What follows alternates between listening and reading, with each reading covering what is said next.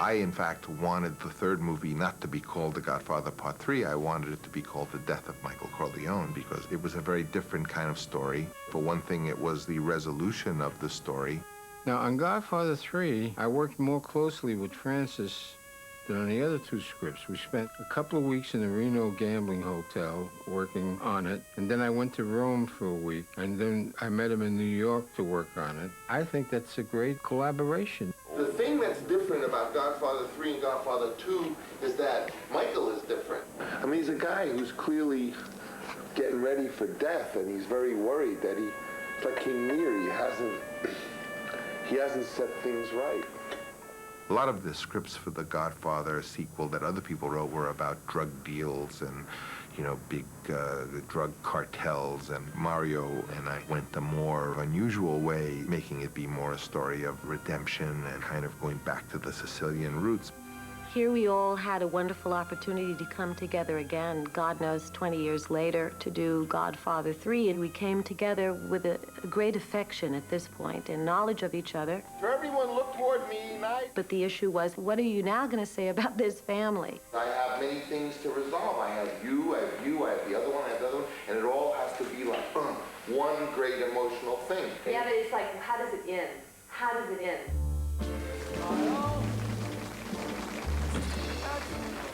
I always thought one of the interesting things about this was that my family were all impacted by the film and all participated in the film. My sister played Connie. If anything happens to Michael, I want you to strike back. My daughter played the young daughter of Michael. Who's your father? I'll give you a hint. He's Italian. My father went from having written the so-called background music of The Godfather, not the score, but all those tarantellas,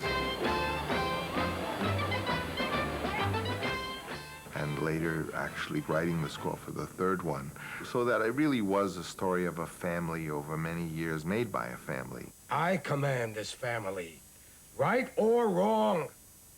In Part 3, I had to look older than I was, and I had a great makeup person who made me look like I really looked 62. And I gained weight for the part. And after the picture, people thought I was 62 or something. Said, look what happened to Al after all the years. That's the pros and cons of good makeup.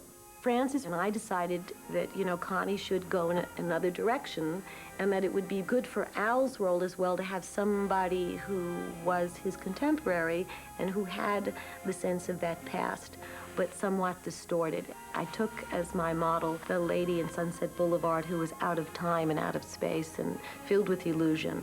So here, if her brother was now wanting to get out of it, this woman wouldn't want to get out of it. You mean? After all of that killing and death and tragedy, you want to go straight? You know, what about me? He did the right thing. He got Zaza's name. Michael. Yes. Now they'll fear you. Maybe they should fear you. I wanted Michael to now be a man who was older and was more concerned with redemption, because I think that that's what he would be. All my life I wanted out. I wanted the family out. The character's appeal was that he was an idealist and believed in what he did and followed it through, and that he didn't think of himself as a bad man. I spent my life protecting my son. I spent my life protecting my family. He thought of himself as a rational man in that kind of world, and one who did these things because it was necessary to do to keep up. When it got as far as killing his own brother, it went into the kind of Greek tragedy aspect.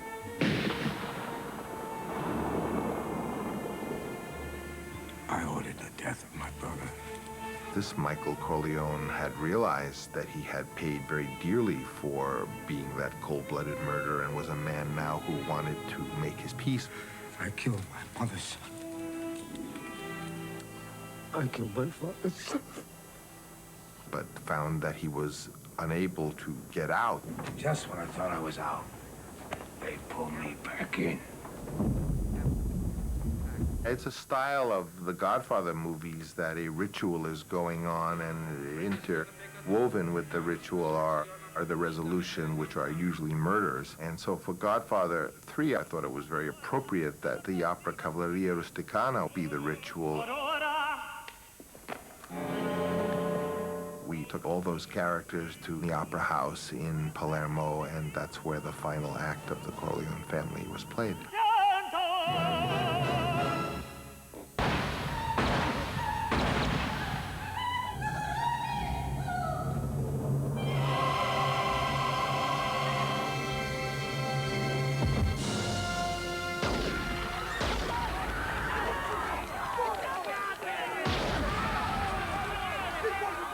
The first draft of the script that I had read had Michael going to church with Kay, having gotten back together, and coming out of the church, he's assassinated in daylight, and he rolls down the stairs, and she comes to the bottom, Kay, and looks down at him and says, "Michael, are you dying?"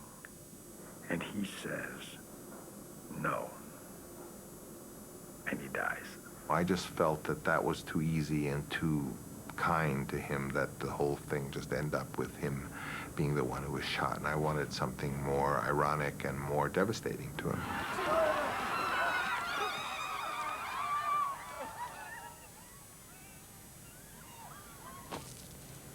Dad?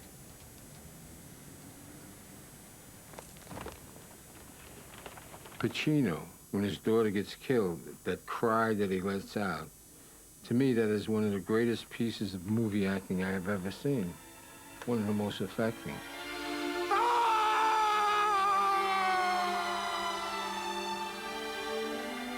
The Godfather movies were, in a way, a metaphor for the American way.